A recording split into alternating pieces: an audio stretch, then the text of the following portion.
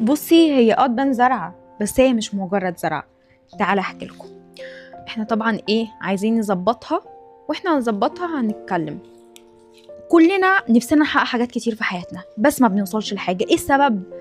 السبب اللي انا لقيته ان احنا ما بنستمرش، ما بنقدرش ان احنا نستمر في الحاجه طالما ما شفناش نتيجه، وعايزين كل حاجه تتحقق في ثانيه، او من اول خطوتين انا مشيتهم عايزه الحاجه تتحقق دلوقتي. وده طبعا في الاحلام ما بيحصلش في الحقيقه. فانا قعدت مع نفسي كده وقلت لها: هو انتي ليه دايما بص على الحصاد من غير ما تعملي اللي عليكي؟ اللي هو برضو يعني فكرت في المزارع لما بيجي يزرع الزرعه، اول حاجه بيديها بتبقى نبته صغيره.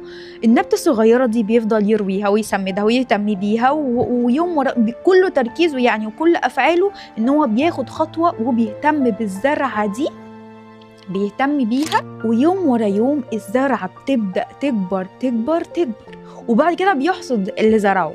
فالحصاد كده كده جاي، بس الفكره اني اهتم بالزرعه، ما بصش اقول ايه ده انا ما اعرفش عملت ايه، فين الحصاد بقى ما جاش لي، ما انا كده احبط ومش هكمل، ما الحصاد مش هيجي دلوقتي. ما بصش على الحصاد خالص. ليه؟ لانه كده كده جاي طالما انا مركزه على الفعل. من هنا جت عقلية المزارع.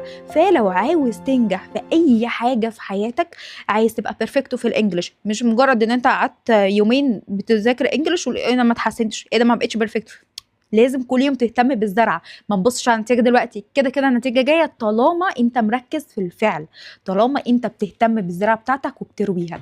طبقوا ده على اي حاجه عاوزين تعملوها في حياتكم. عايزه شكل الشيب او شكل جسمك يتغير للاحسن، ما تروحيش يومين الجيم وتبصي على النتيجه، لا ركزي في الفعل.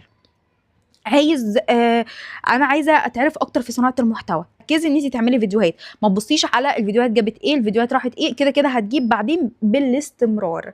فدي الحاجه اللي بجد بجد بجد صبرتني وخلتني اقوى في حته ان انا ما استسلمش بسرعه واستمر على الحاجه، اني اركز على الفعل، ما بصش على النتيجه دلوقتي، اركز في الزرعه، ما بصش على الحصاد، لانه هيجي. لو بصيت عليه دلوقتي هحبط، فلازم تركيزك كله يبقى على الزرعه. افتكروا كلامي كويس قوي، اعملي سيف للفيديو ده ولايك وشير عشان يوصل لكل حبايبكم، كلنا ان شاء الله نحقق كل اللي نفسنا فيه ونبقى حاجه كبيره قد الدنيا. اشوفكم في فيديو جديد. باي باي. وهوريكم الزرعه